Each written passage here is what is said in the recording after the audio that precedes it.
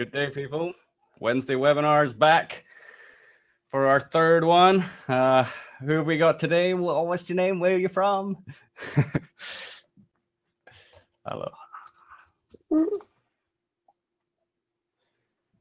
So I know there's a few of you guys that your names. There's a few guys that your name says guest. It's just because that your name isn't in our email system, unfortunately. But we'll fix that soon. But yeah, if you just say your name and where you're from, it'd be great. And Steve, we just lost your video for some reason. Lost my video. Yeah. Oh, look at that. Oh, hey Chuck, how's it going? I'm assuming this is a fractured Chuck. Oh, good. Yeah, no, the video's still working, man. There we go. I think it's just something. It was just me. Yeah. Just me. Yeah, Never mind, guys. We got a lot of stars in here. Rich Moldy Soul. Yeah, from the UK. Good to sort of see you, Rich. Good to see you here, bro. Sinisa plays under the name Fletric, and has been sending me some really cool music for the last few months. Is working on an album. Is that Johnny Meek Tempe as well? He's always sending a load of quality unreleased music. Hopefully we're going to get some of that out there at some point. Oh, good to see you all, guys. Thanks for coming back. I'm assuming that's Johnny right there. Yeah, that's Johnny. Tempe. Yeah, like Tempe, yeah.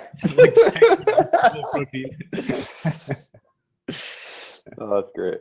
So, what are we talking about today, Steve? What's the topic? Well, yeah, so today, let's just give a quick recap. So last week we talked about calcination and calibration and setting up your template. No, we didn't have a lot of time, and I didn't get to do too much sound design in there. I know it was kind of quite basic sound design, but the idea was anyway to show you how to just approach a template by building a rhythm, some rhythm instruments, some bass instruments, and some melody instruments. And I kind of gave you all like homework to go away and build your own template. And so I did my homework as well. I spent a couple of hours this weekend working on the template that I started in the webinar last week. And now I've got a bunch of instruments together. So I'm going to take you through how I designed those. You know, I got to say, it's very hard to design patches whilst teaching a webinar at the same time. Yeah, so I was just putting myself out there. It's a vulnerable thing to do, you know, but yeah, it's hard to get into a flow and really, you know, do your best work while you're explaining what you're doing. So, so really last week was just for starting the template. I spent a couple of hours on it, got it sounding good now. So I'm going to share with you just quickly the work that I've done on the template since then. Yeah, but today's talk is all about dissolution in the audio alchemy sense, dissolution or flow as we call it. So I'm going to start by just talking a bit about dissolution and what that means for us. Well, firstly, in a chemical sense, but also in a psychological sense and in a musical sense. So let's get going then. So I'm going to bring the slides up on the screen now. Just got a few slides to aid the discussion. All right, so yeah, I always start with this one just to remind everybody of the 7 steps and what we call them and what they mean. So calcination, calibration, dissolution, and flow, that's where we're at now. Then on to separation and collection. Once we've flowed, once we've dissolved, once we've, you know, jammed, then we collect together the best bits. Then we move into the conjunction phase, which is where we build the composition of the track. And then the fermentation is like the editing phase. This is where we really kind of like start to trick it out and mix it and get it sounding as good as we possibly can. And then, the distillation is the mix down phase. And then we finish up as the coagulation. So that's the basic flow of audio alchemy. So I wanted to just bring up these two kind of classical depictions of the first 2 stages of alchemy. So we talked about calcination being a heating process and being associated with fire or purification by fire. And it's often represented as the king in in like a sort of sauna or being like cooked or roasted in some way. A furnace, that's the word. A sauna, yeah. He wishes it was a sauna. He wishes it was a sauna. Yeah, and so this is kind of like the burning away of the excess and the ego and so on, and this is how it's represented. And then the dissolution is represented by the king like swimming in blissfully in water, like a long way away from his kingdom and his castle and all that kind of stuff. So yeah, very much associated with the element of water, and this is where the flow comes into it. Yeah, they're very polarized between each other as well. So calcination is ruled by fire, dissolution is ruled by water. You know, one's heating, one's cooling, and just the nature of the two. Calcination is very much about constriction and kind of holding back creatively and setting boundaries, which is why last time what we didn't do any sort of music creation. All we did was prepared. And so we set the creative boundaries by creating the template. And so in dissolution, it's where we take that, and then it's a very expansive energy. Yeah, that's it. Setting of boundaries and then dissolving of boundaries. Yeah. So I just thought I'd bring up the dictionary definitions just so we know what we're talking about. So to dissolve is to melt or liquefy or separate something into its parts or elements in water or disintegrate it. Or in the psychological sense, to disengage the conscious mind and let the subconscious flow through. So in alchemy, the water is always representative of the subconscious mind. And then flow, of course, is to circulate or move something along in a stream. So, and that's where we want to get to with music, right? We want to just be circulating it. It's just flowing out of us like a singer or a guitarist or a drummer. You know, that's where we want to get to with electronic music. Yep. So I'm just going to read a quote from, I forgot to put the name of the book up there. It's that book that we read. It's like the main kind of alchemy primer that everybody quotes. And this talks about what psychologically dissolution means. So I just want to read this out. So psychologically, it represents a further breaking down of the artificial structures of the psyche by total immersion in the unconscious, non-rational, feminine, or rejected parts of our mind.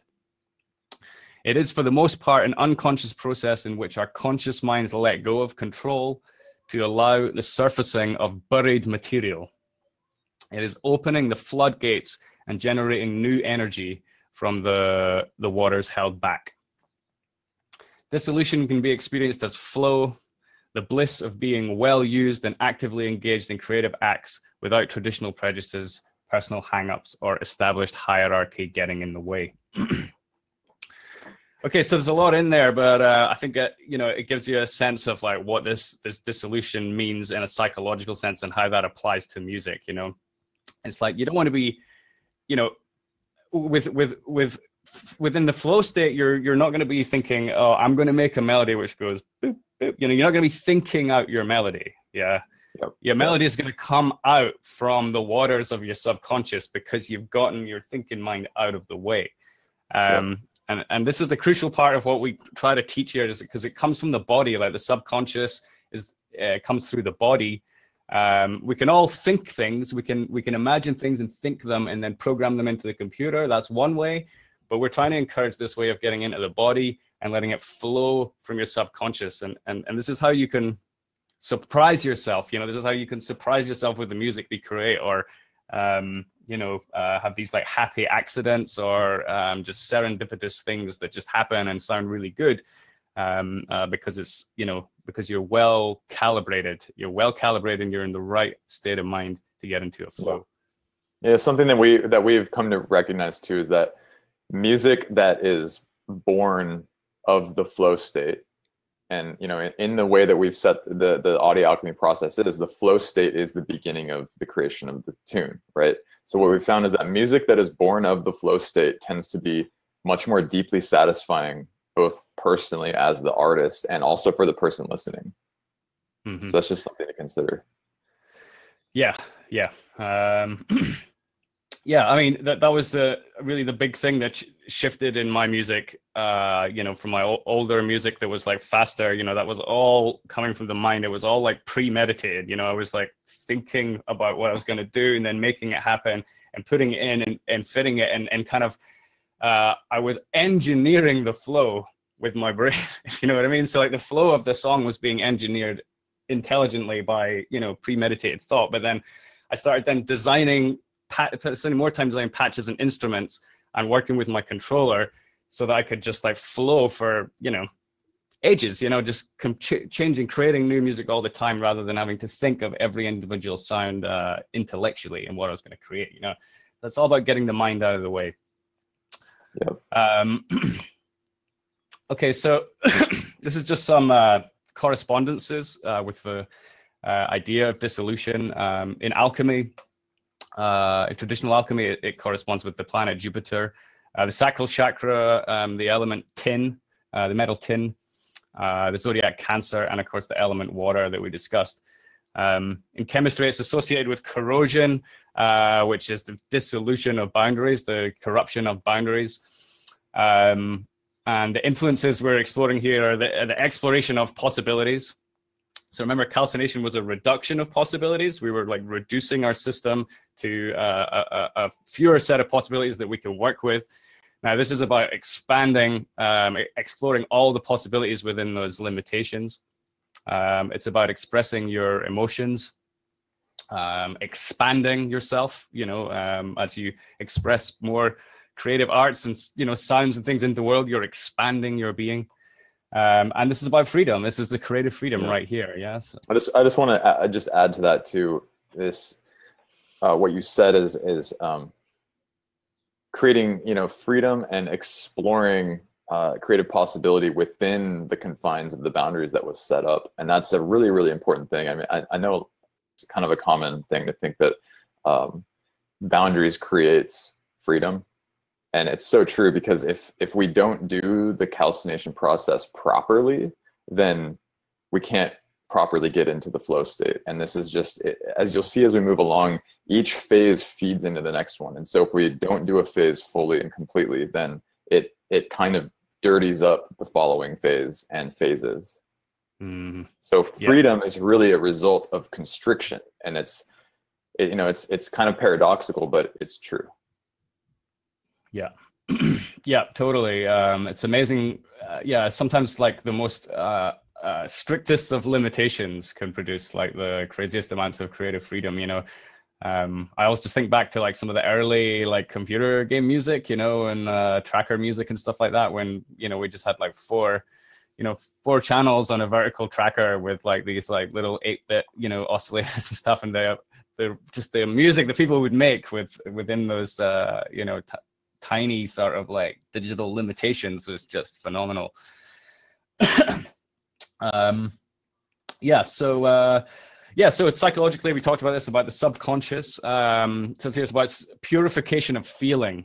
Again, so that's again just letting the feelings come up, you know, whether you know, and letting yourself make bad sounds, you know, it's okay, you know, that in a way that is purification of feeling, you know, is like letting yourself like hit the bad notes and, you know, get it wrong and, you know, be okay with that. That's your energy that you're transmuting, and it makes you, you know, it purifies it so you get to the good ideas and the gold that's buried deep down. Okay, so yeah, boundary dissolution, softening of the edges. Yeah. Okay, we got that. So okay, so in audio alchemy then it's it's about jamming, it's about playing, getting playful, experimenting, getting into a flow, and of course capturing your ideas. Yeah, so you got to capture the ideas if you're gonna unless you're just a jam band, in which case it's all good, you stop here. Yeah, you literally, that's it, you just calcinate and flow, that's it, you know. And but if you're a music producer, you gotta do the other 5 steps as well. Live performance is really just calcination and flow, that's it, you know. Calibration and flow. But I like to think you gotta one way that I like to think about calcination and flow is, or calcination, dissolution, or calibration and flow is calibration is all about like creating the instruments and getting the band together, and then the flow is then playing the instruments and being the band. And so, you know, as producers, we're all kind of like one-man bands. Yeah. Yeah, totally. And cool. All right. So then, yeah, just the final slide here. Okay, so just really just the purpose of dissolution from an electronic music perspective then is really to engage the body into your creative process and disengage the mind. To jam like nobody is watching or listening, and then to capture your jams as clips and scenes. So yeah, that's really what this is all about. Yeah, that's dissolution. So I'm gonna open Ableton and go through and show what I've created, my template, and then I'm gonna, you know, have a jam. I'm obviously gonna try to jam like nobody is watching, but well aware of the fact that a lot of people are watching. Yeah, I'm gonna do my best anyway.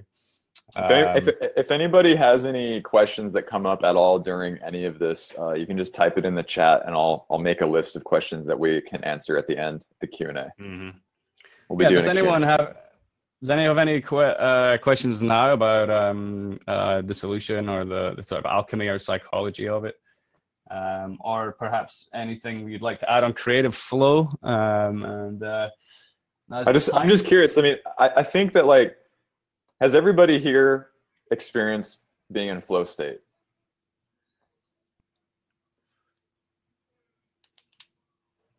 So, you know what it feels like. Yeah. And so by following this process and properly calcinating and then going and approaching dissolution fully, we can actually access the flow state on demand, right? Because a lot of times the flow state is one of those things where we find ourselves in the midst of it and we're like, yes, this is amazing. But a lot of times it's really, really hard to actually just be like, to sit down and be like, okay, I'm going to get into a flow state. But calcination is what allows that to happen by properly preparing. Yeah, calcination is like pulling back of the arrow. It's gathering all the energy and like building up that reserve of energy, and then once we have kind of holding that energy, then we can dissolve into the flow. Yeah, that's it. The calcination builds up the tension that allows the flow to flow like a waterfall. So yeah, just give me 1 second there. This is all good. All right. People asking about, do you guys work through the night? No. I have done. We're on Hawaii time. Years ago. Yeah. We're on Hawaii time. We go to bed at like 8 p.m. Yeah. It gets dark like 6 o'clock or something, or 6:30. Plus, I got 3 kids that have me up at dawn and a rooster. So yeah, like I'm up at the crack of dawn like every day. There's no avoiding that. If I stay up all night, I'm gonna get punished.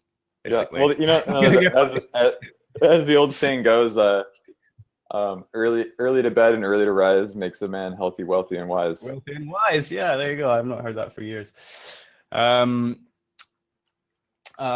So cool. All right. Well, in that case, I'll get the screen share on. We'll get into Ableton and start like cooking up some sounds. Start dissolving, dissolving into it. All right. So I'm going to put the share screen on now. How's that, guys?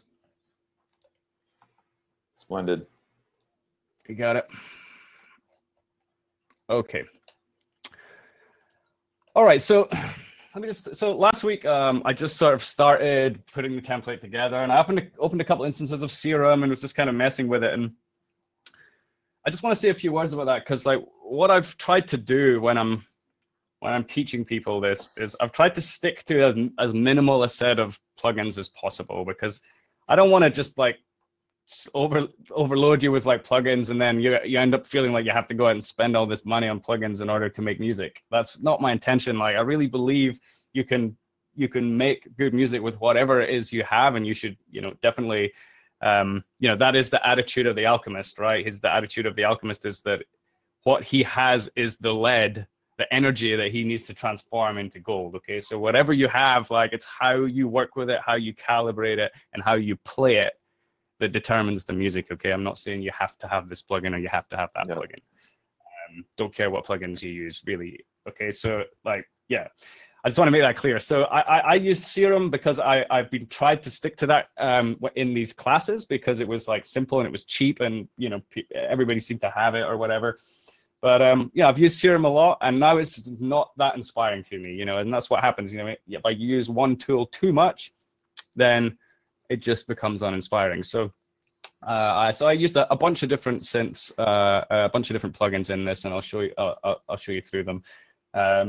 Another thing, I think it is actually good if you're going to be using, if you're going to have multiple bass lines or multiple melody parts or whatever. I think it's good to use different synths, because they actually mix together. Like, for some reason, like, because the waveforms are slightly different, the implementation, the architecture, the effects are all slightly different from like one synth to another. So when you layer them together, I think they mix together better when they come from different sources than if you have lots of sources coming from the same synth. Personally, that's what I've found. So vary it up, break it up between different tools and so on. All right, so jumping in now, last week we took the 4 elements of music, the 5 elements of alchemy, applied them to music. So earth is rhythm, bass is the water, melody is air or thoughts, and effects is fire. And the 5th element, of course, is inspiration, which isn't a sound in the song, but is the force that enables the song to come into being. So, all right, so I'm just going to talk through this quickly. So with the rhythm section, I showed you some of that last week. Whoopsie. So I've just got this like kick and snare 1-2-8 thing here, where I can access lots of different kicks and pitch them, and also snares. Because the kick and snare are really like the 2 pillars of the rhythm. Like, I usually just have them either on their own channel, or sometimes like this, where they're both coming through one channel. But I can put them through separate ones as well.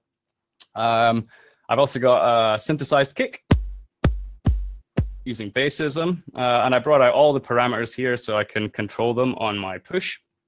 And actually, what I might do now is, you probably don't need to see me. I'll bring you down here. And now you can see what I'm doing with my. Is that okay? Is that working? Yeah, you see the push? I'm having the video issue. Oh yeah, there it is. You could make it go down slightly. Okay.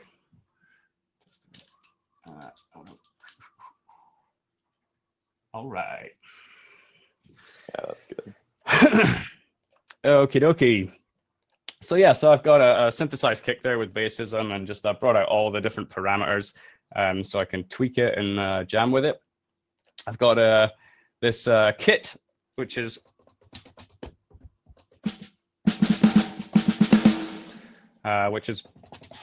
mapped out in this nice way with the express pads layout.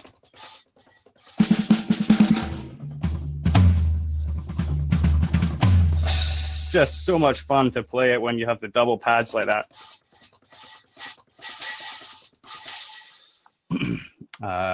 See, it seems a bit quiet. That's all right. Okay, so I've got this one here called Trippy Park, which is just again just a bunch of random sort of, they're like UI, like user interface samples, all just like chucked in here. And then mapped with the transpose and the loop length and stuff like that, and an arpeggiator to kind of like move them around and just produce this kind of like glitchy rhythm type thing.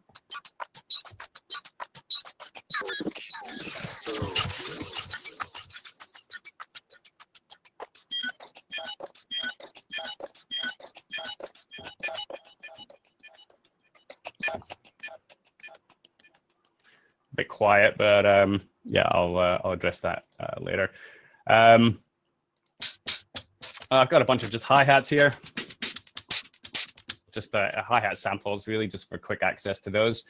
And similar kind of thing, I got a bunch of claps here, just a bunch of my favorite claps from around my hard drive.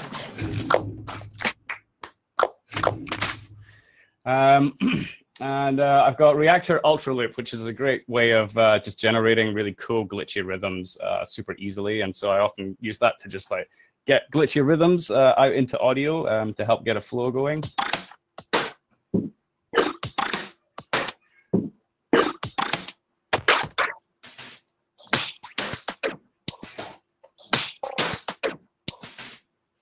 Cool, so got that there, and now let's go into the bass section. So I did a bit more work here.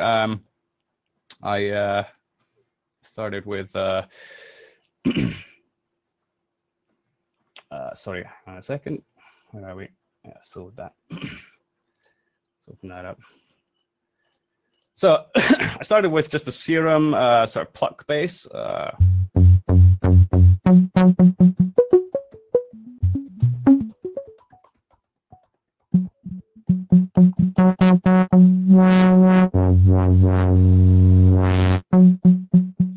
Okay, so yeah, the idea is just to have a regular kind of pluck bass. So it's got an envelope here, envelope 2, which is creating that kind of percussive pluck.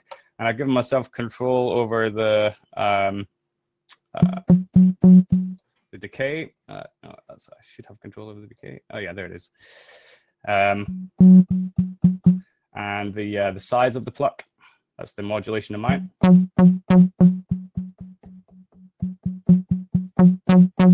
And it's also set to some velocity sensitivity as well.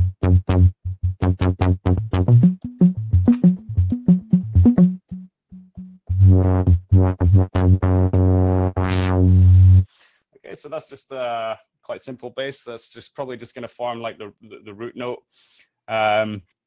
I also created a Razor patch. Again, pretty simple as far as the possibilities of Razor goes. Now, again, it's just about finding the parameters that you want to be changing. You know, we're not designing a sound, we're designing an instrument, yeah? So I basically just started with a pulse, a saw wave oscillator and another saw wave oscillator, and I detuned the second one just a little bit there, like 14 cents. I got the low pass filter and the comb peak. And then I just configured it so that I have these 4 controls and these 4 controls all right here on the push. Yeah, just basically feeling my way out into these 8 controls and finding what ones work well together and so on.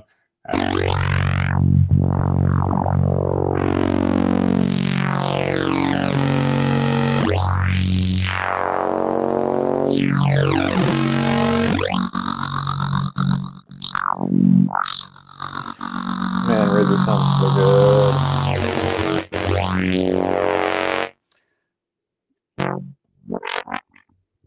Yeah, Razor's got a great sound. Talked about this a bit last week, but yeah, additive synthesis has a distinctly different, sharper sound to it than subtractive synthesis. And yeah, it's just you can't really get this kind of sound with synths like Serum, unless you, well, yeah, you could sample it in and use it as a wavetable in Serum, I suppose. But when you start using filters and things, it's just you kind of lose this this kind of sound. But anyway, so I've got stuff there, and you know, this is for jamming with something like this because it has many kind of knob controls. What I really need to do is just get a simple pattern going, and then with 2 hands start turning and jamming the knobs and really working into the timbre of the sound as best I can. So that's the plan for Razor. And then yeah, I also created like a sort of Reese style bass in Massive. Nothing too spectacular here, but still useful and fun to play with.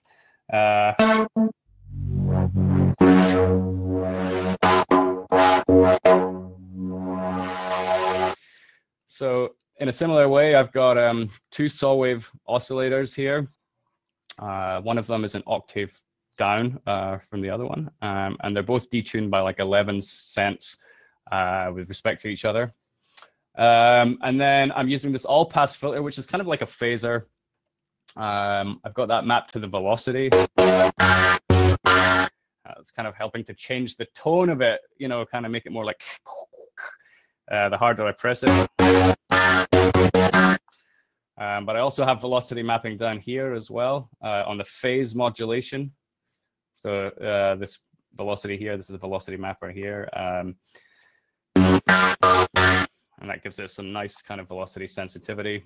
And then the master kind of cut off there, which can help to really sort of shape the sound. Yeah, so let's move into this like melody track now. So yeah, I was really happy with this one. I was like messing around with Serum, and I was talking about getting uninspired with it. But I sat down last night and I was like, you know, I'm determined to actually make something good with Serum again. Like, yeah, so this sound got really nice velocity sensitivity, and the wave.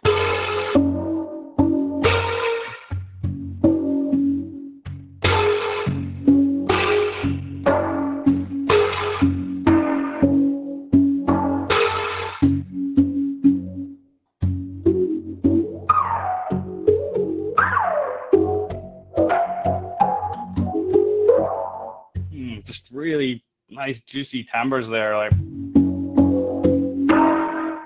So I basically have control here. You can see I've got the wavetable positions of both the oscillators.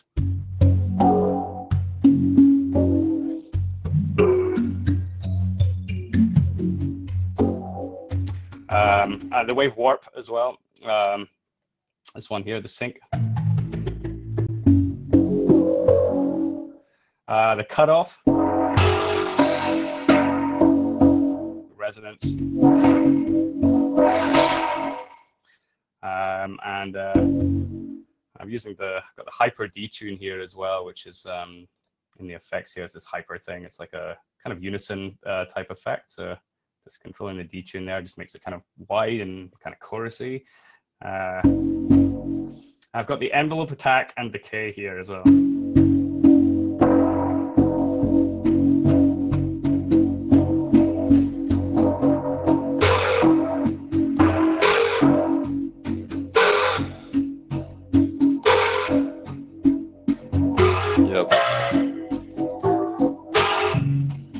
Flow. There we go. Just happened. It just happened. Quickly bottle it. Okay, so yeah, that sound. Yeah, a lot of velocity modulation here. You can see there's five sources. Sorry, 5 destinations being controlled by velocity. Get that to stay up there if I don't move the mouse. Is it? Tell you what they are. Okay, yeah, so you see it's going to the warp, the wavetable position of B, the volume of oscillator B as well, the filter cutoff in here, and the filter cutoff in the effects as well. There's 2 filters, and yeah, I think that's it. I'm also using this envelope too.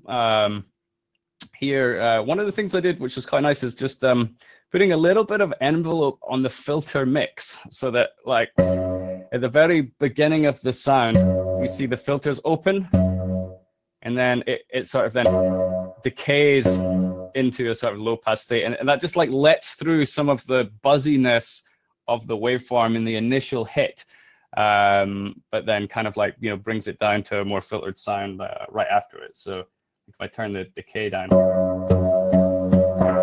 it's just giving it that kind of breathiness that's coming through. If I turn that off, see, it's much more kind of dull. So that was just a nice little, you know, I haven't really done that before. I just, you know, just thought of that last night when I was jamming with this. So yeah, it just made it all the more nice. So what else have I got here? I've got a little bit of noise running through there, just a sort of click on the attack there. And adding to that. I don't know if that's doing much really. No, that's not really doing much. I'll just turn that off. Yeah, and just a bunch of effects there. Some distortion. Yeah, phaser, chorus, compressor. All right. So this is a fun one to jam with. I'll probably start my jam with this one, but let me just show you some of the other ones I've got here. So I've got an Omnisphere. And again, I've just gone with a sort of standard like saw wave sound, a low pass filter, nothing too crazy, and I put some unison on it as well, just to kind of spread it out. And then I've used Ableton's chord machine here just to create a minor triad chord.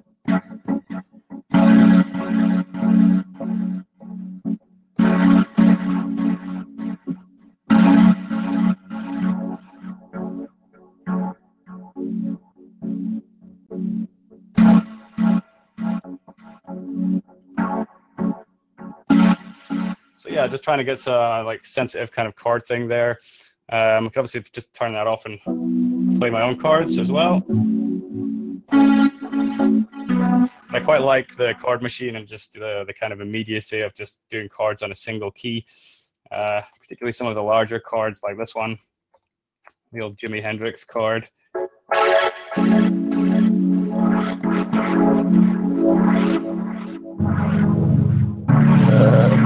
Or the liquid drum and bass chord. This is pretty much the only chord in most liquid drum and bass music that I listened to in the 90s anyway. Because they were just sampling the chords from, old records, and then playing them back on samplers, which is just one note triggering of chords. Anyway, so that's kind of a basic sound, but again, it's just getting the control so that when I do the dissolution and flow, then I might actually surprise myself with what can be done with it. And then for the next one, I've just got some keys here. This has got like two layers to it. One layer is just a sine wave, just to get the pure tone. And then the other is this kind of mechanical, like piano type sound. So I always like to have something pure tone, like, like a kind of Rhodes or electric piano or, some kind of sine wavy kind of thing, just for getting melodies out. I'm currently, just so you know, I'm in the minor pentatonic scale in F sharp or G flat. And so, this is just a 5-note scale. It's nice because it doesn't have any difficult notes. So it's nice for just generating melodies. And then finally, I just got the demo for Predator 2. Just been playing around with that, and I've got this kind of blippy thing. It's kind of quiet. Let me turn that up. Yeah, it's nice. Where the volume, the master volume is on this thing. Yeah, as I say, I've just got the demo. There we go. Yeah, and I mapped out like a comb filter to it as well, so I got something to play.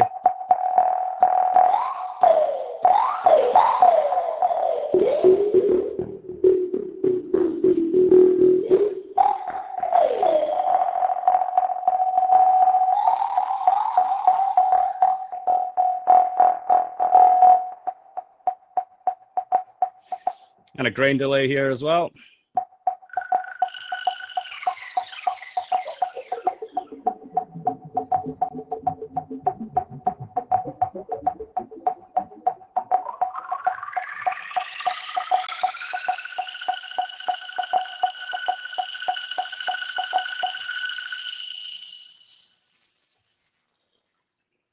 Okay, so yeah, just some toys to make noise with, basically. And getting them well calibrated, getting your, as I say, because I'm using a fixed scale as well, so I can't really hit a bad note. We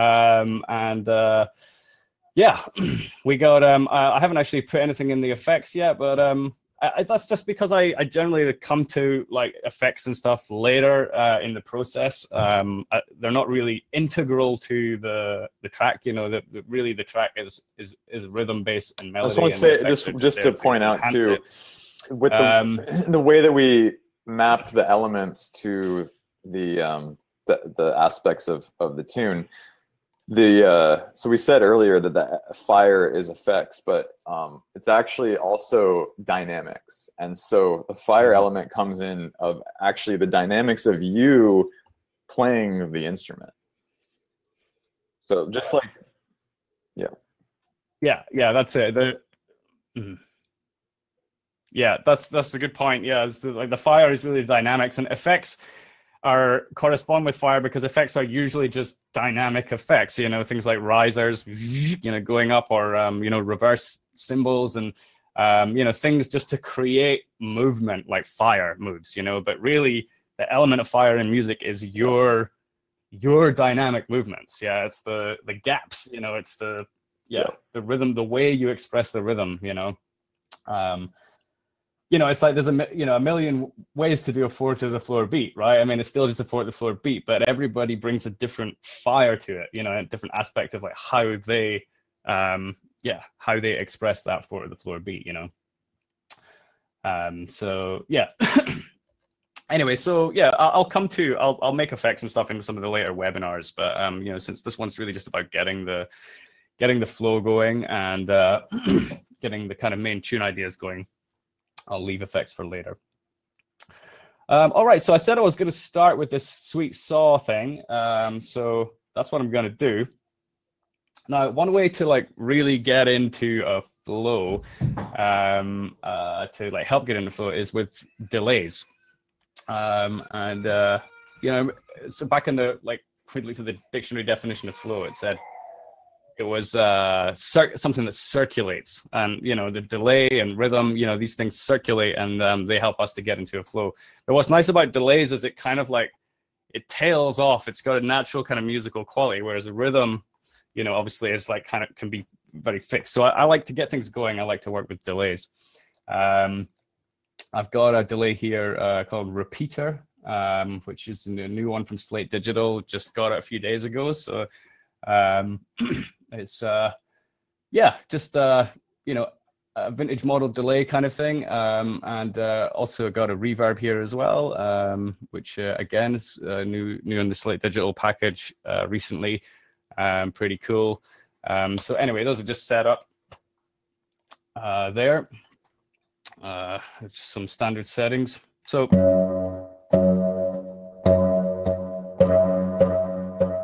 okay, so you can hear now that delay is like giving me the count. We're at 100 BPM.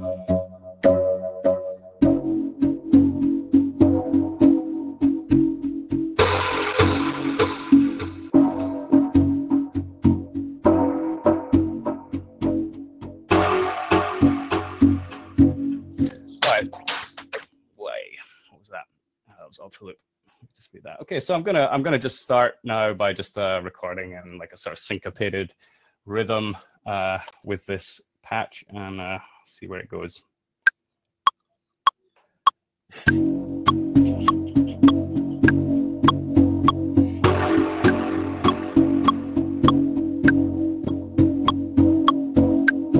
Wow, whoops, I lost it there. All right, so I'll bring that back to 4 bars there. And yeah, I'm gonna just tighten that up there, get it into onto the grid.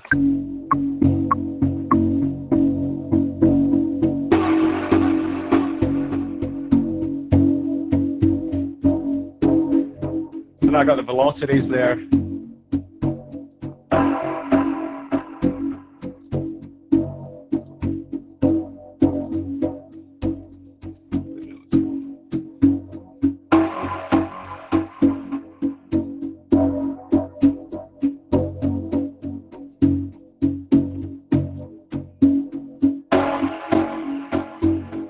So let's bring that one down a bit, because I've got controls here that I want to play with. Now that I've got a pattern going, I can use my 2 hands to play with the controls here and see what we got. So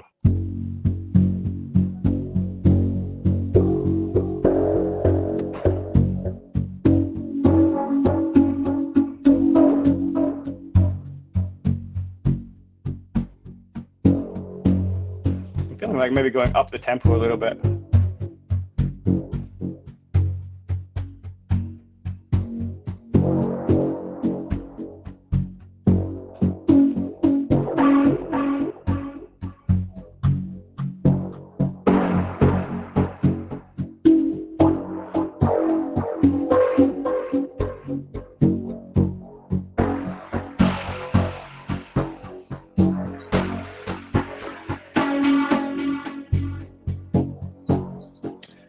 Okay, so that was flow. And you can see how now that the pattern's down, I don't actually have to like use any energy tapping out a pattern. I can just go into the controls. I can get much more control and like musical, more musical ideas, like accidental, like, you know, cool things start happening. So that's what we're about. That's what we're trying to get set up here. So what I'm going to do now then, because this is only a 4-bar loop, I'm going to double it to 8 bars and then double it again to 16 bars. Just pressing the double loop thing there on the push, or you can do it there, duplicate loop. And then I'm going to just record myself jamming with the knobs for 16 bars, and then that'll give me like a whole 16-bar section, and I can start jamming with some other sounds. Alrighty, so let's do this.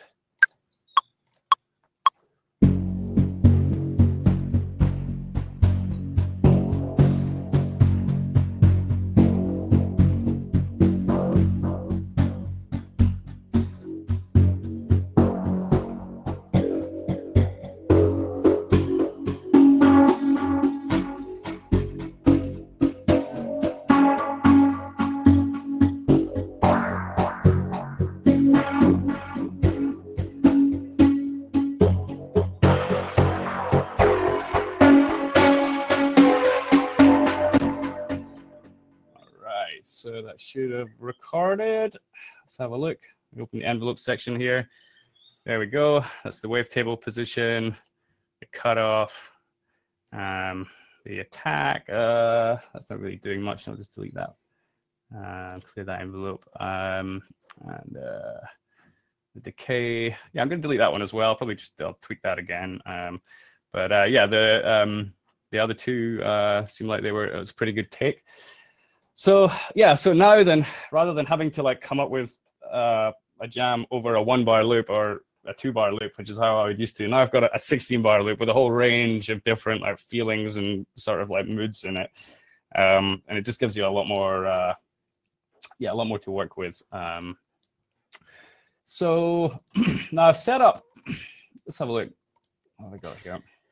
I've set up a compressor. A few people talked about sidechaining. I know sidechaining is a super basic thing for a lot of people, but for anyone that's just starting out, it's really important. You have when you have your kick drum, you know, other things like your bass have to kind of move out the way for the kick and the snare. You know, like things just have to kind of move out the way to let the kick and the snare come through. They're like the pillars of the track, you know.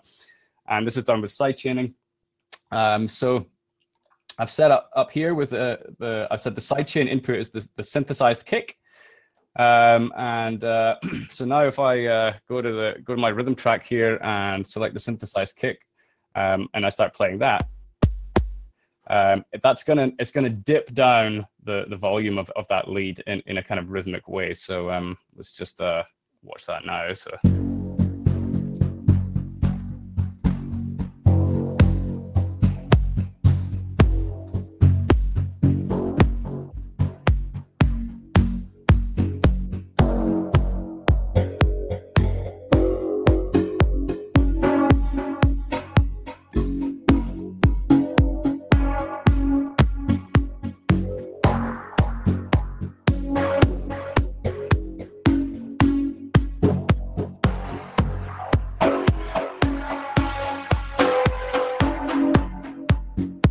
See it here. So it just keeps it coming through really clear there, every hit of the kick. I can also tweak the kick drum.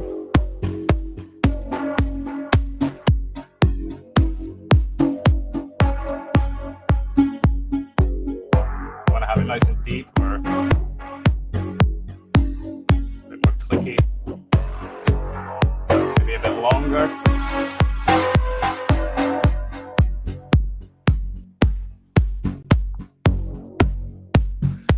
Okay, so let's get something else going now. Well, I'll open Ultra Loop here. There's some glitchy rhythms.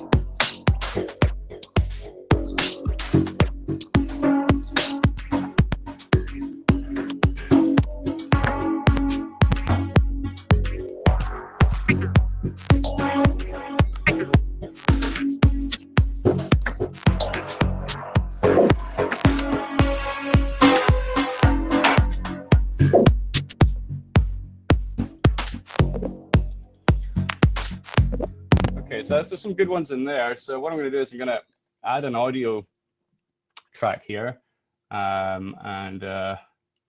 Let's take the audio from Ultra Loop. Where is it? Ultra Loop. And then what I'm going to do then is I'm just going to record just the audio straight from Ultra Loop as I jam around randomly with all these, like, yeah, with this interface basically. So yeah, nothing too sophisticated here. You know, I'm just kind of randomizing it, mixing it up, getting some sounds that I like, and then just playing with the effects and stuff like a computer game and recording the result.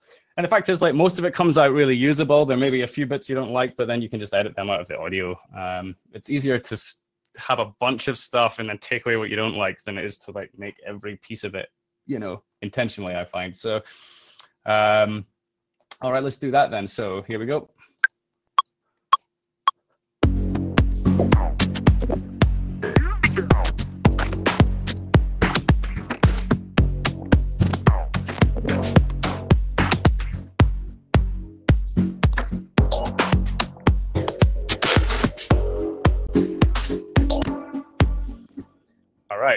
Sweet.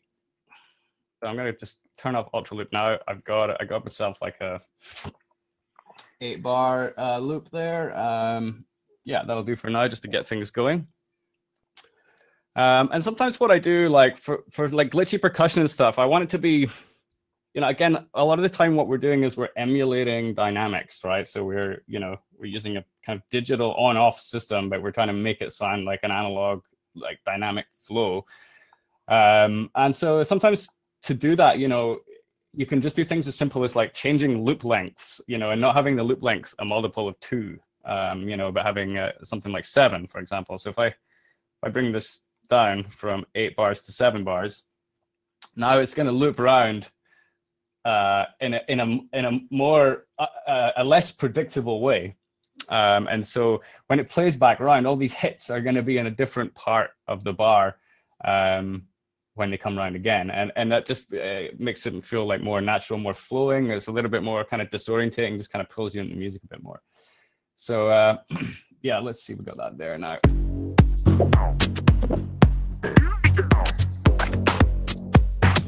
Also, we've got these sound effects, the reverb and delay.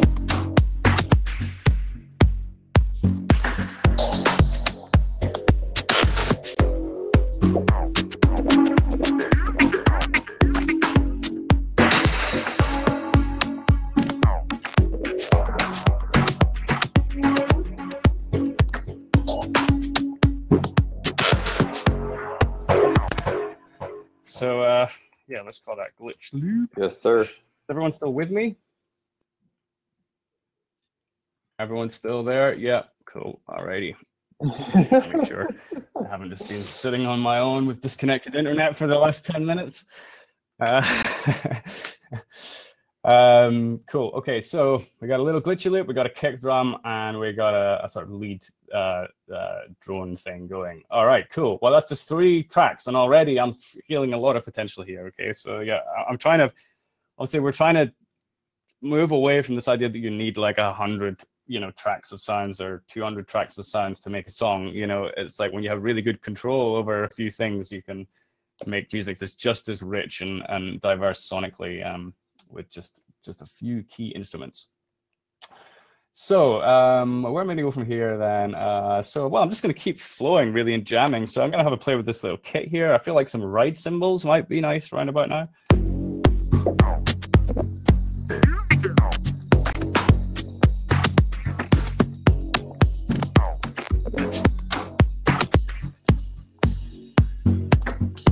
Pretty quiet.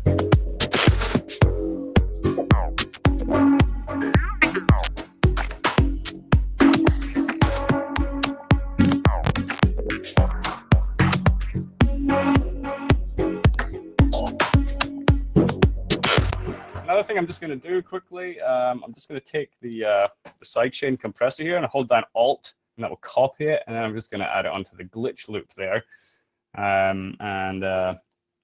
This just means that I won't get like glitchy sounds like overlapping with the kick drum too hard. Now there are other ways to do that as well, but I just want to keep that click of the kick drum like really clear, like cutting through all other sounds. And what can happen as you start to build up is it gets a bit messy, and drum sounds start kind of hitting together, but it happens so quickly, just in a few milliseconds, that it's it takes a lot of time for you to perceive it and correct it. But if you do it in the beginning, if you make sure everything is like respecting the kick and the snare from the beginning, then everything should hang together pretty well.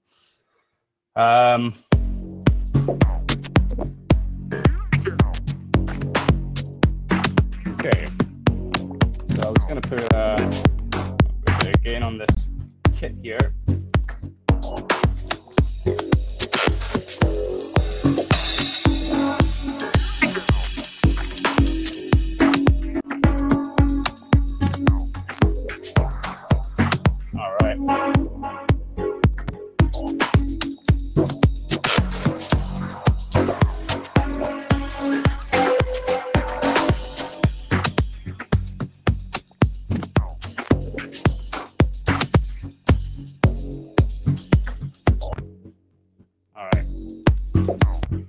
So I haven't got auto quantize on. I should actually just have it on. I usually do, but let me just, I'm going to quantize this to 16ths.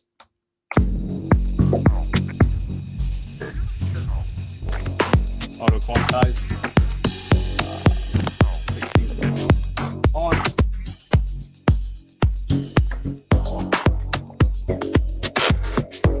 Okay, let's go. Trippy percussion thing, man.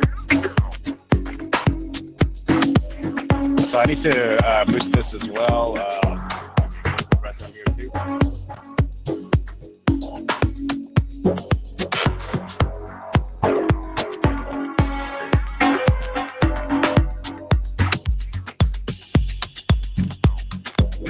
There we go.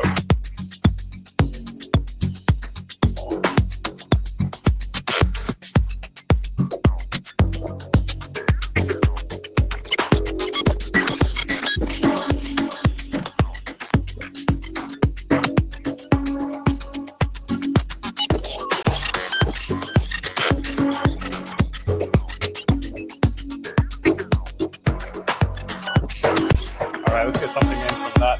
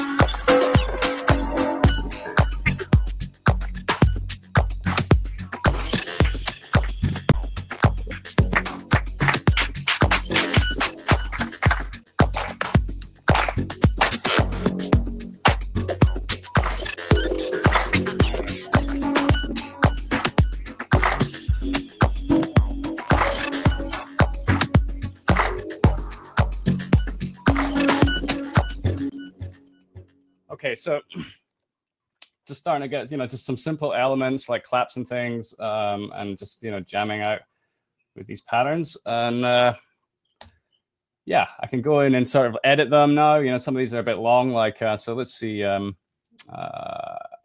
just solo the rhythm track.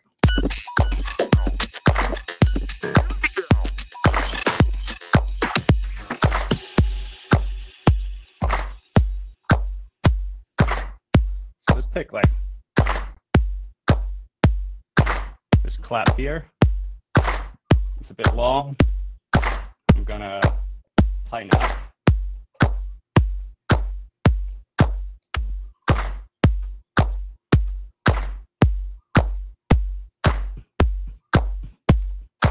There we go.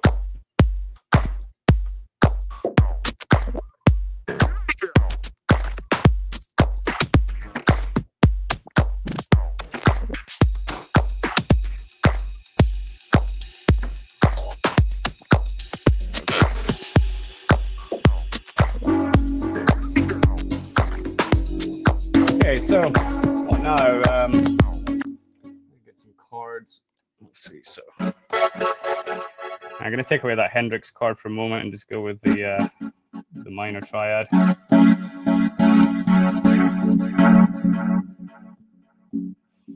Just keeping it simple, you know. I'm not going to try and do any fancy patterns here because you know, those do take a bit of thought. But just going to go for simple like dub style, like offbeat, skank.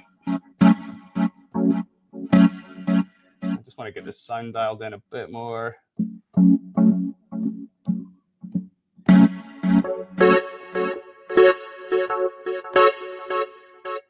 It's, kind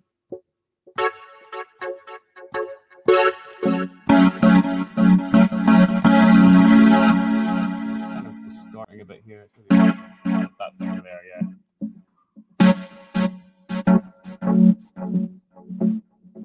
All right. Okay. Let's see what we can do here. So I'll just do some like offbeat dubby stuff.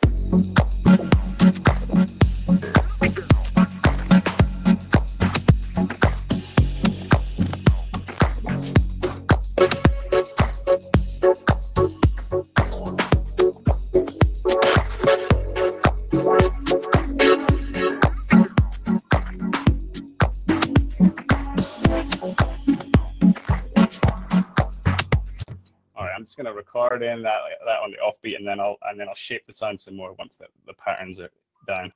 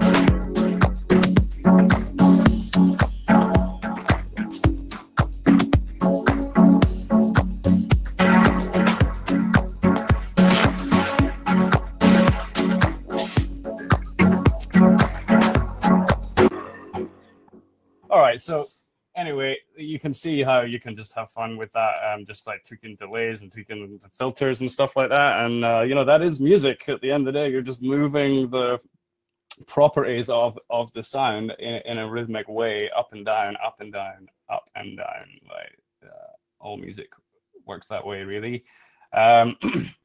So yeah, that's not a brilliant chord stab. I'd probably work that some more. But as I say, like, you don't have to get everything perfect in the calcination, right? You just have to get it set up so that you can move these musical properties of the sounds in a musical way with your body. Like that's it. And you will refine the sounds as you go.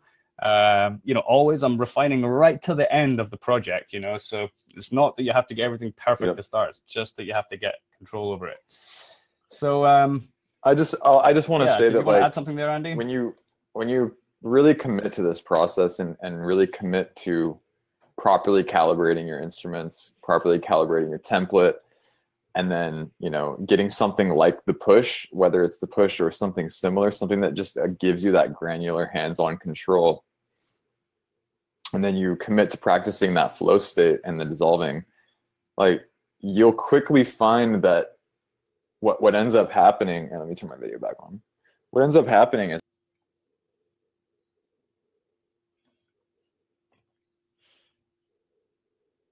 that sounds great immediately in the moment. Like if Steve wasn't walking you through that whole thing would have just happened in a matter of like a minute. Yeah, I mean, it just, it just flows. I mean, and I think this is really where where it's headed. I mean, this is the electronic musician of the future is going to be able to just plug into the wall and then just by nature of his very movements create music that's good enough, for a crowd. Do you know what I mean? Not like spend like, months or years like producing a song and then just playing it back, but rather just like spend your months and years calibrating your instruments so that you can just turn up, plug in, and just create, full power, electronic music right there, with no gap. Yep. I think that's, where we want to get to. That's where we're getting to. It's where we're getting to, yeah. And it was it Jim Morrison said something about that? He said the future of music will be like one man with many machines. Yeah, it sounds the way it's headed. Yeah, and even more so, like one thing that I love playing by myself and the ability to just approach it from I'm just one human making kind of commanding a full band's worth of instruments. But even more fun is using like Ableton Link and having multiple people with multiple pushes with multiple templates all in the same key. And then be able to actually flow together is like takes it to a whole nother place.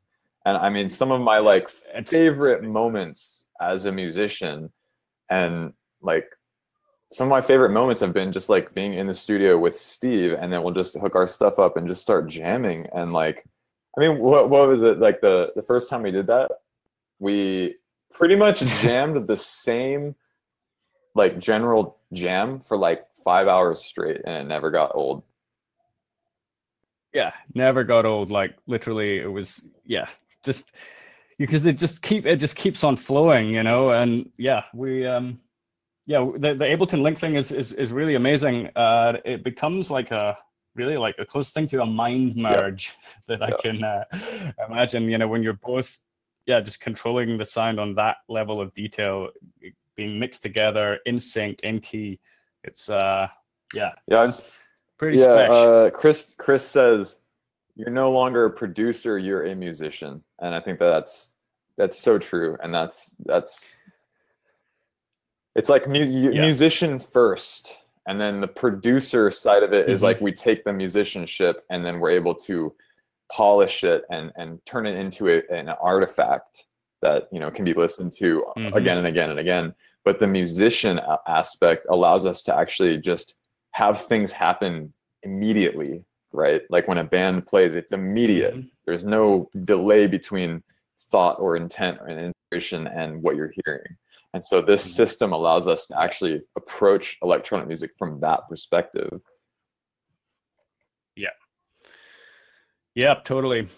So yeah, I want to just carry on basically and show how we can, we got obviously like a little idea here that's, kind of exciting, and just how easy it is now to create like a new scene that just kind of like takes that further. Yep. So let's say we'll take some of what we've got. Let's say I'll take this again, but I'm gonna reduce it back down to like a 4-bar loop just now. Yeah, so I guess it's not one little tidbit just to kind of flow into what you're about to do is that when we create these templates, we're not creating templates for genres, right?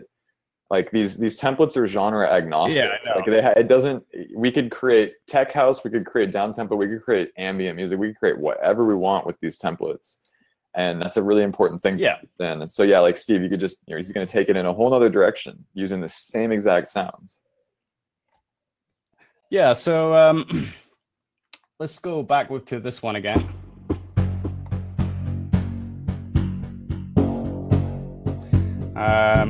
Let's maybe we'll do something different with the kick. Maybe I'll go maybe a bit more breaksy if I can. Of course I can. It's genre agnostic. All right, so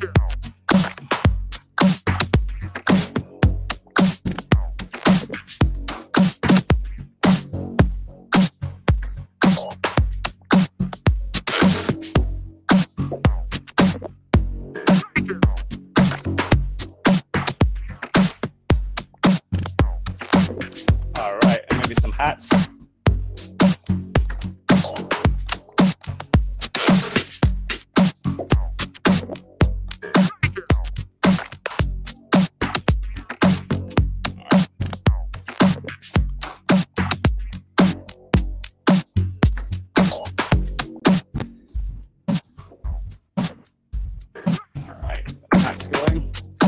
All right, now let's see some of this bass. Pluck bass will be holding it down a bit more. Sounds like it's out of tune.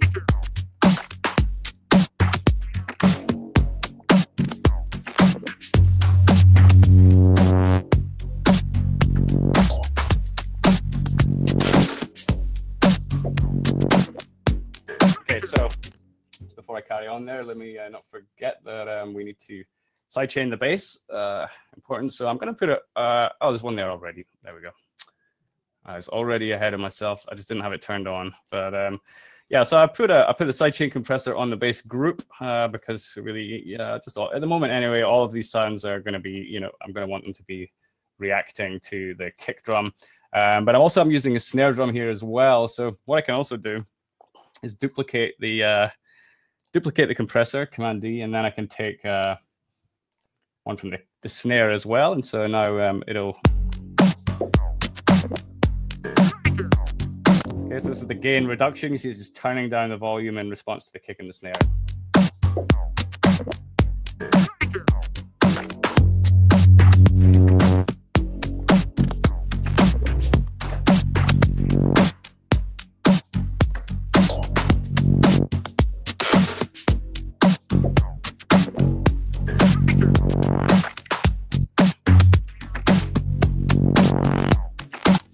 Okay, so yeah, out of that pluck is kind of holding down the low end there. So I'll put just a simple pattern in there just to get that kind of low end humming.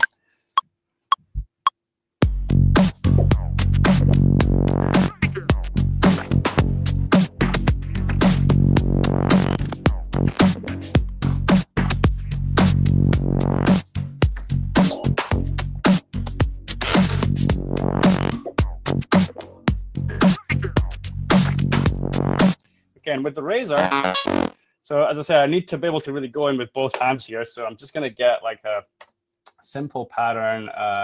You know, I may even just take this one and copy it across, so it's doing the same pattern as the other bass. And then I can just get both hands on the knobs and get busy with razor and see what comes out. I put a little bit of reverb on it as well. Yeah. And since this is really going to be more of a mid bass than a sub bass, I'm just going to take some EQ and just roll off that low end a little bit. All right. Okay, let's see what happens. Okay, first of all, it's too low. Let's take it up about 2 octaves, I'd say. Yeah, there we go.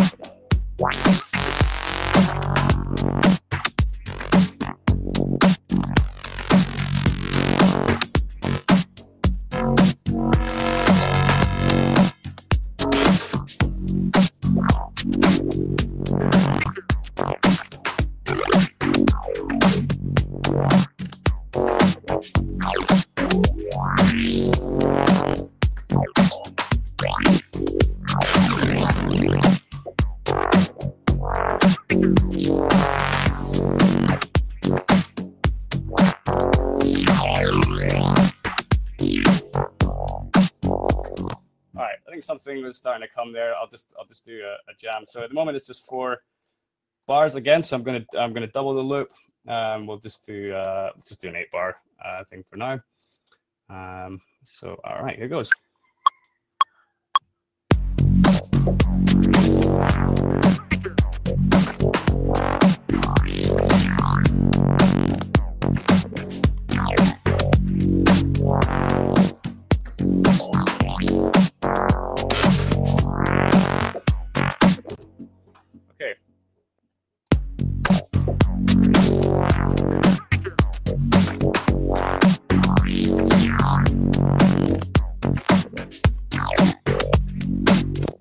Sweet. So I'm gonna go over now to this key track here. Start messing around with some melody.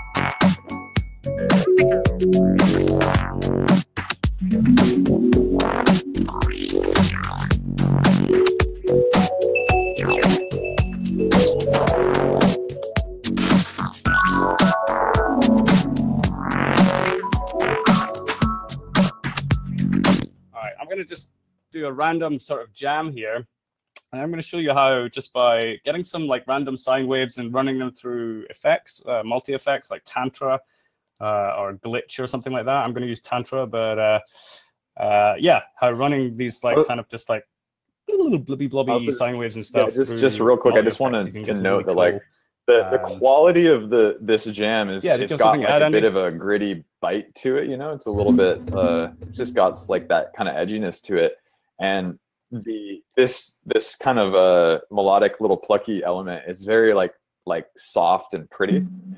And I just want to say, like, it usually, when you're like in the mode of creating like a kind of edgy gritty song, you usually wouldn't think to bring in something that is like soft and elegant and pretty like that. But what we find is usually bringing in seemingly opposing elements actually helps create a deeper sense of character. And you know, we talked about before the coincidentia oppositorium. I think that's how it was said. But basically, like holding two opposites at the same time. So I just want to encourage people, like, you know, in tunes, when you make templates, you can like be jamming and have like gritty elements and light, soft, beautiful elements, and letting those interplay together can create something very, very unique and interesting.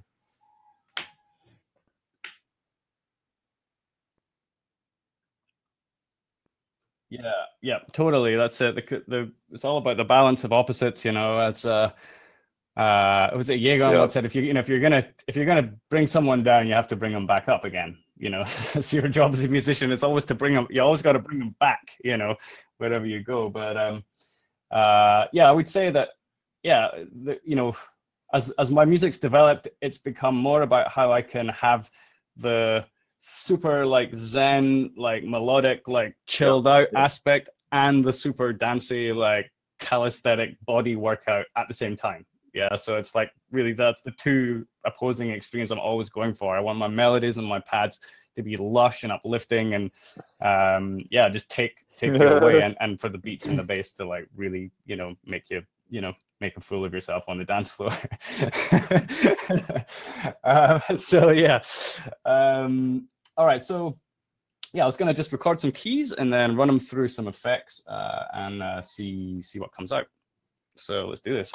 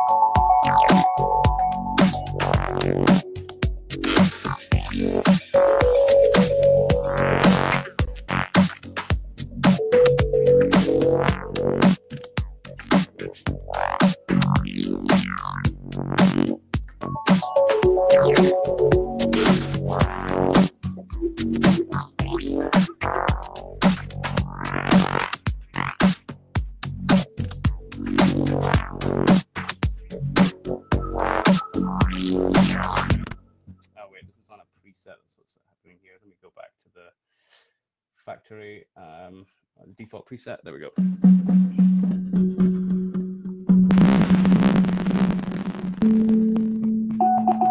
Actually, something more appropriate for what I'm thinking might be more like looperator, actually. Yeah. Tantra's more filtery, but yeah, I was looking for something a bit more stuttery. Let me just get looperator here. That'll do. That'll do it. So I'm just going to solo the keys right now.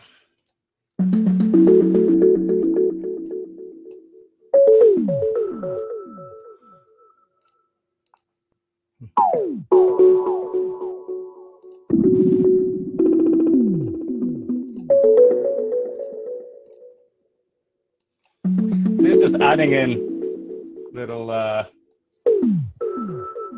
loopy bits.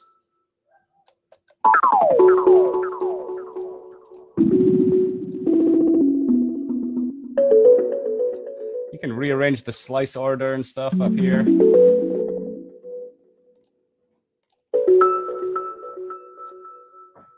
Just putting random stuff in here.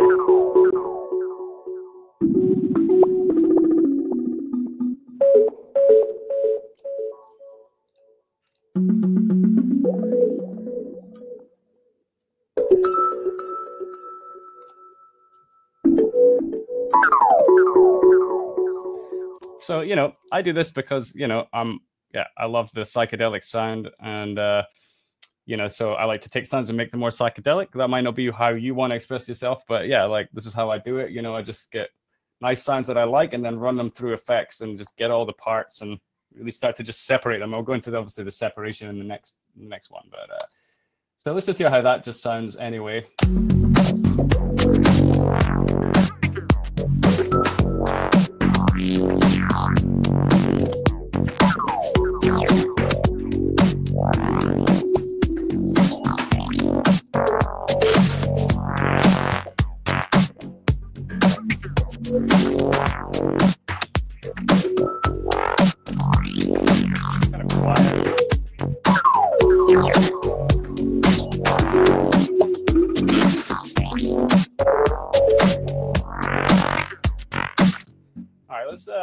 So this is one thing. Let's try this little blip as well. I forgot about that. The Predator 2. I think we're gonna have to buy this actually. It's a lot of fun. Oh yeah, that should be nice. So let's try that.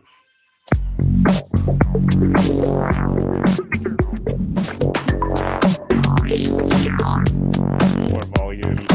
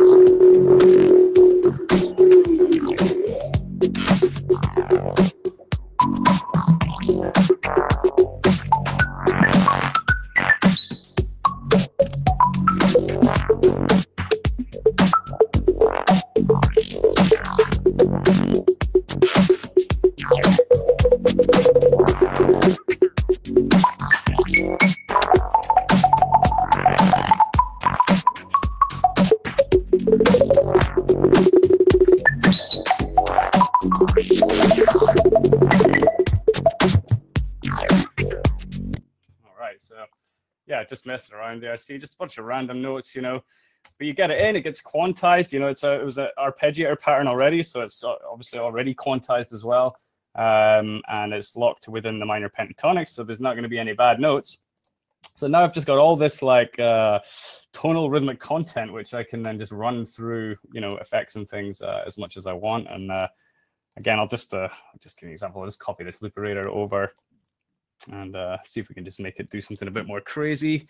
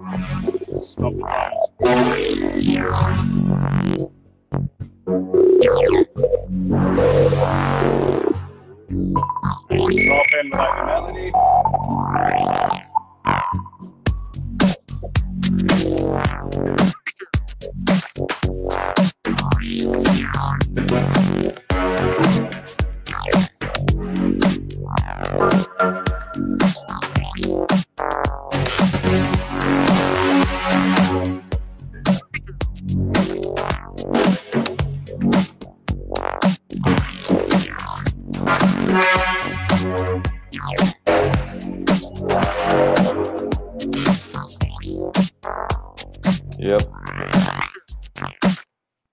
Alrighty. Is everyone still with me?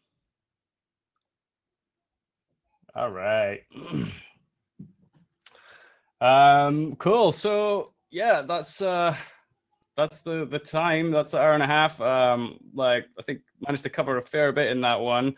And I think that's because we did the calcination, you know. Yeah, I hope that was inspiring. I'm going to develop this into a track. So, you know, the plan is that, you know, every week I'm going to do a little bit here with you, and then I'll spend a few hours doing my own. Like this week, I'll do my own dissolution. I'm going to make a bunch of scenes. So you can see already, like, it's quite easy to just start making different kinds of scenes. So like if we want one which is just drums and bass, of course, we just had. We turn the melody off. And then if we want to capture that, we can just right click and we capture and insert scene. And so now we have, yeah, just drum and bass scene. And then maybe we want one without the drums. So just like bass and melody. And now we can do that. We can capture and insert scene. So we have this one here. Oops, I didn't get the melody there. Oops. You want to put your camera back up so we can see your beautiful face, Mr. Steve. So yeah, all right. There we go. Yeah, so the way I sort of just think about it, I mean, is yeah, I'll make like 7 or 8 scenes, maybe sometimes as much as 12 or whatever. But you know, they're just like different combinations of the elements, you know, just like the universe. There's different combinations of the 5 elements, you know. So yeah, you might have one which is, you know, like rhythm and bass, one which is like melody and effects, or one which is melody and bass, or one which is just melody, or one which is just rhythm, or you know, whatever. And the job is to kind of tie together those different aspects and, you know, get the transitions and so on. But we'll be doing that in the subsequent webinars. But yeah, I just wanted to show you how to get into a flow with just a few instruments. If you guys have any questions about any of this, go ahead and ask in the chat.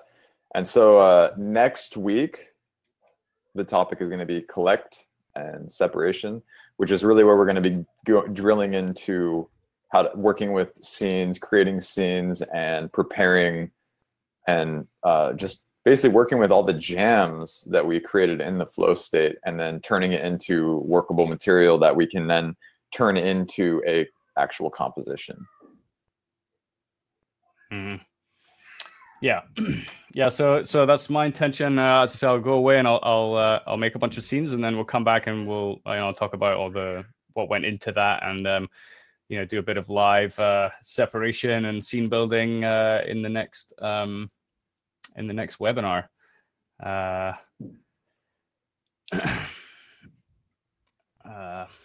Yeah. So yeah, thank you all. I hope that was inspiring. Here we go. Got a few questions. How do you get rid of the critical part of the mind when trying to get in the flow? Well, yeah, I mean, that's really what we're talking about, is like engaging the body. So, I mean, the mouse is just a binary device. You know, it really is just an extension of the decision-making process, yes or no.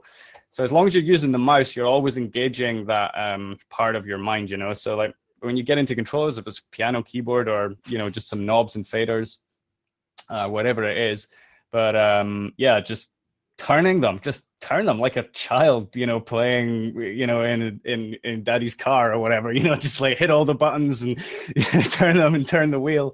Like that's what I do, you know. And it's like half the battle is like when we approach a musical instrument where there's like, we're almost like afraid to like make a bad noise with it, you know. And I think that's the that's the mind that wants control. It wants everything to be controlled and decided upon. But yeah, if you just got to like really let yourself go, and that's easier to do if you have a well-designed template than it is if if you just pulling in plugins all the time to try and get that's the thing about that's the really important thing to realize, is that if you try to go into the flow state not being prepared, then you're not going to be very inspired by the sounds that come out of it. But if you enter the flow state having really taken the time to prepare a template properly, then you're going to be inspired right out of the gate, like just by the sounds that you're able to make by just pressing the button. You're going to be inspired by that, and it's going to be conducive to you getting into that flow state. So it's that's kind of a yeah. I mean, Rich is asking about comparing your music to others and that gets in your head. I want to read a quote. I want to read a quote. This is a really, really good quote that I think it's really important for anybody that's into creative work. So this guy, Ira Glass, this is like his most famous quote. All right, so here we go. Nobody tells this to people who are beginners. I wish someone told me. All of us who do creative work, we get into it because we have good taste. But there's this gap. For the first couple of years you make stuff, it's just not that good. It's trying to be good. It has potential, but it's not. But your taste, the thing that got you into the game, is still killer. And your taste is why your work disappoints you. A lot of people never get past this phase. They quit. Most people I know who do interesting creative work went through years of this. We know our work doesn't have this special thing that we want it to have. We all go through this. And if you're just starting out or you're still in this phase, you got to know it's normal. And the most important thing that you can do is a lot of work. Put yourself on a deadline so that every week you finish one story. It is only by going through a volume of work that you'll close that gap, and your work will be as good as your ambitions. And I took longer to figure out how to do this than anyone I've ever met. It's going to take a while. It's normal to take a while. You've just got to fight your way through. Yeah.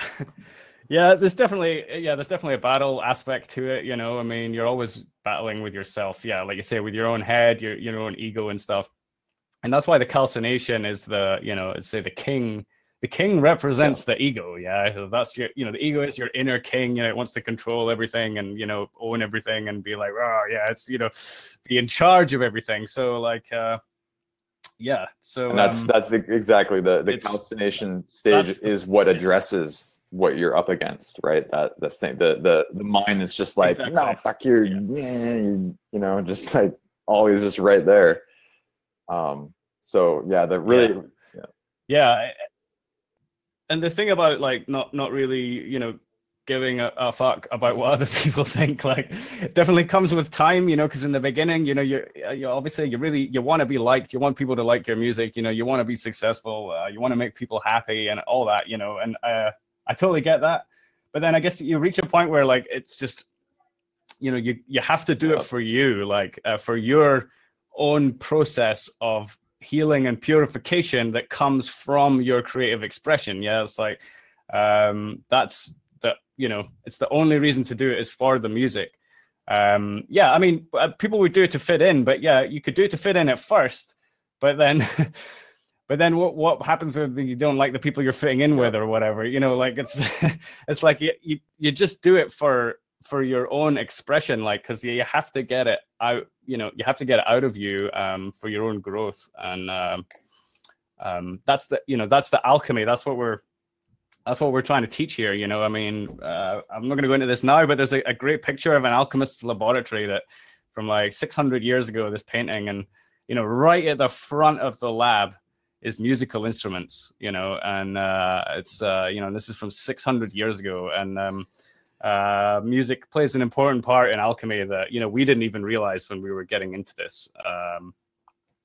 So yeah, you do it for your daily practice, like it's because it's it's like yoga or qigong or something. It's like you do it for you and for your growth, and usually it's someone else's job to figure out how your music fits into the culture, you know, who to sell it to, or, you know, who's going to buy it, or, you know, how it can be marketed or something. Usually that would be the job of the capitalists, you know, not the artists. But of course now we're all of the above. We're the you know, we're media companies, as you know, we talked about this. Like, you are a media company now. Like, you have literally, the individual has everything that a TV station used to have, you know, content generation, content distribution, you know, networking, all of it.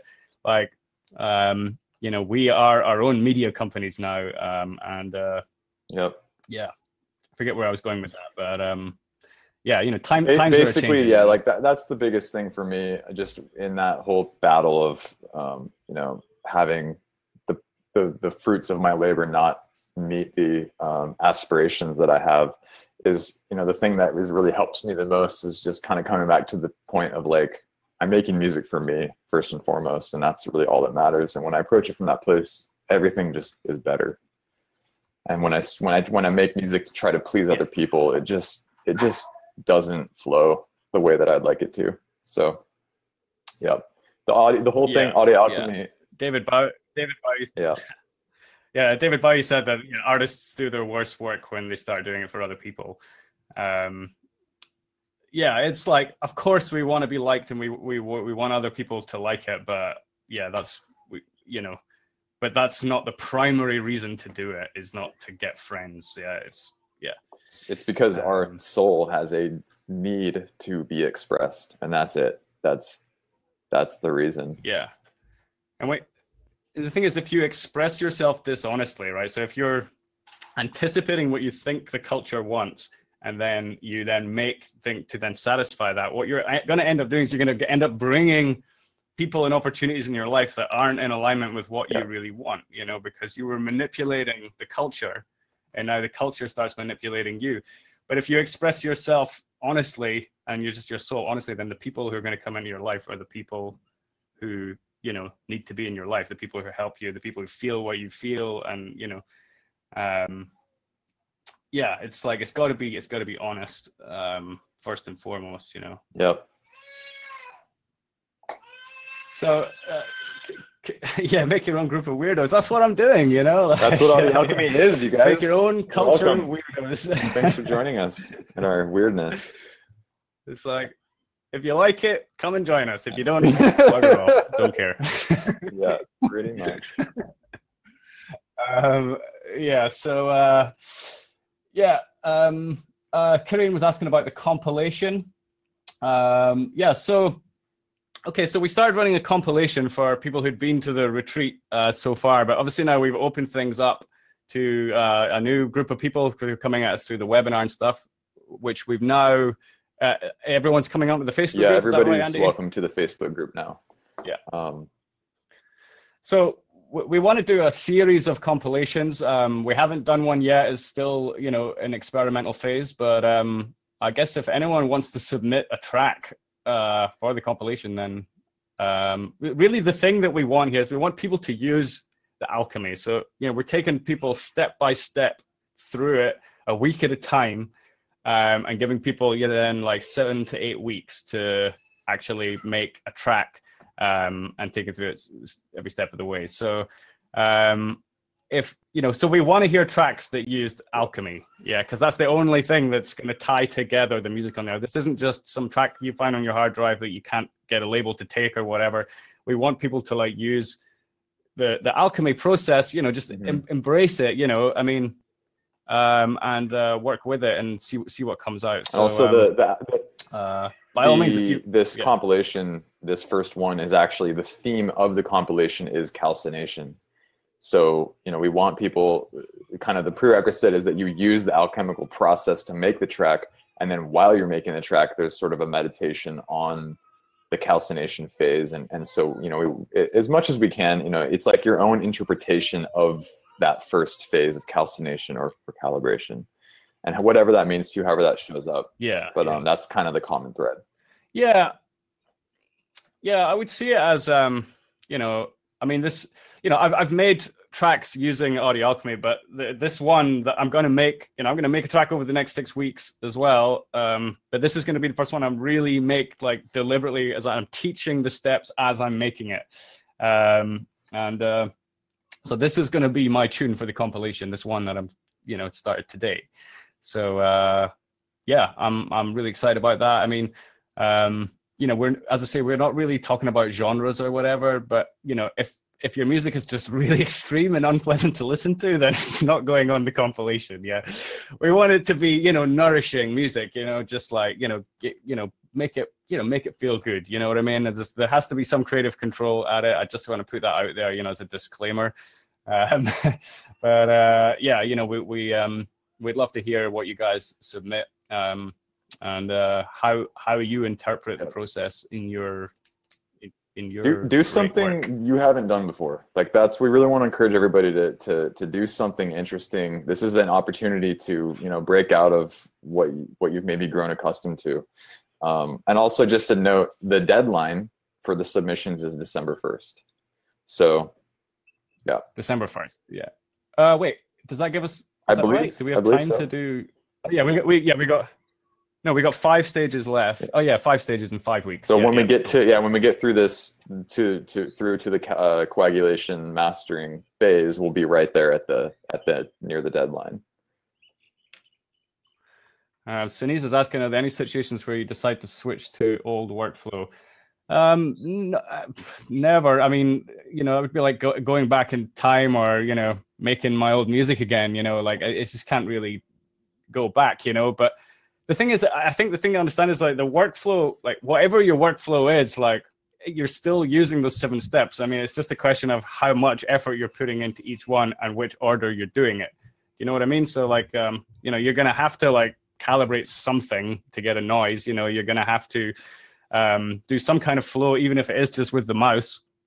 It's like every step is right there in anybody's creative process, But the reason we teach it this way and is really as an educational tool. We want to give you a deep appreciation and understanding of every step of a creativity. We're not saying you have to spend 1 day on calcination, 1 day on dissolution, 1 day on that. I mean, you can if you want, but you don't have to. You could, if you've got loads of patches and everything's an instrument's already saved and made, you may not need to spend any time on calibration at all. You just set up your template like that. It's I just think it's the creative process is right there in 7 steps, and it's we just focus on each one individually because we want to go deep into each one. It's like each one is its own art form. Yeah, and I just want mixing is an art form. I just want to point out too. In alchemy, there's this term that comes up again and again and again and again. It's called the great work. That's what alchemy is. It's the great work. It's not the great conclusion, right? Not the great finished product. Like the whole point is the journey. It's the process, and all of the lessons and just like awakening and beauty that comes through that process. So it's really all about like really embracing the process and fully investing in it. And that's where we're going to find the most satisfaction and the best results. So yeah, it's a great example of like the journey is the destination. And the more that I embrace the process and stop trying to like speed my way through it, the more I get out of it. Yeah. I mean, just allow yourself to take each step of the journey, and it's not a race, and it's not all about the finishing either. It's about getting there, and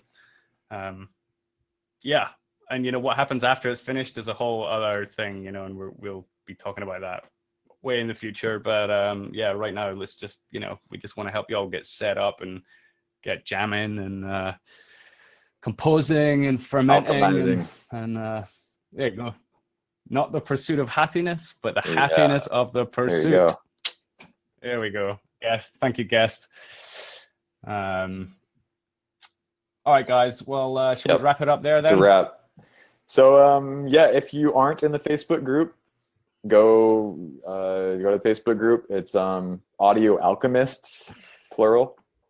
You could probably, I think if you just search on Facebook, you could find it. And then that we'll continue the conversation throughout the week there. And then we'll see you guys next week. Yeah. All right. Replying to a message there. All right, guys. Yeah. Anyway, we'll see you next week. Thank you so much. Enjoy the Much dissolution. Enjoy the flow. Peace out, guys. Peace.